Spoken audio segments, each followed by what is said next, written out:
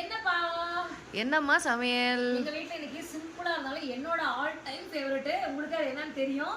உங்களோட all time ஃபேவரட்டோட நிறைய பேருக்கு இது ரொம்ப பிடிக்கும். சரி வாங்க என்ன லஞ்ச் பண்ணி பார்க்கலாம். அதுக்கு முன்னாடி உங்க வீட்லலாம் என்ன லஞ்ச் பண்ணுன்றத கமெண்ட்ல சொல்லுங்க.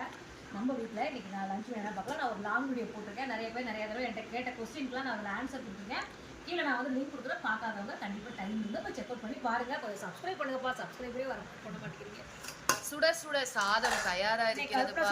எல்லாத்தையுமே மிளகா கிள்ளி போட்ட சாம்பார் பா. சொல்லுமா, நீ தான் சொல்லணும் இன்னைக்கு. பரவாயில்ல பரவாயில்ல. அது இந்த சின்ன வெங்காயமும் இந்த கொத்தமல்லி தலையும் இதுல போட்டு சாப்பிடுறதுக்கு இருக்கு பாருங்க. போதும் போதும். ஐயோ எனக்கு தான் ஊத்துற. போதும் போதும் போதும். லிஸ்ட் போய்கிட்டு இதே ஸ்டைலில் அப்படியே சிக்கன் நீங்கள் மட்டும் செஞ்சு சாப்பிட்டு சோத்துல போட்டு பிணைஞ்சு சாப்பிட்டு பாருங்க. சூப்பராக இருக்கும். இது வந்து சிக்கன் கிரேவியில் மீல் மேக்கர் கிரேவி. அப்படியே பார்க்கறதுக்கே எவ்வளோ இதாக இருக்குது.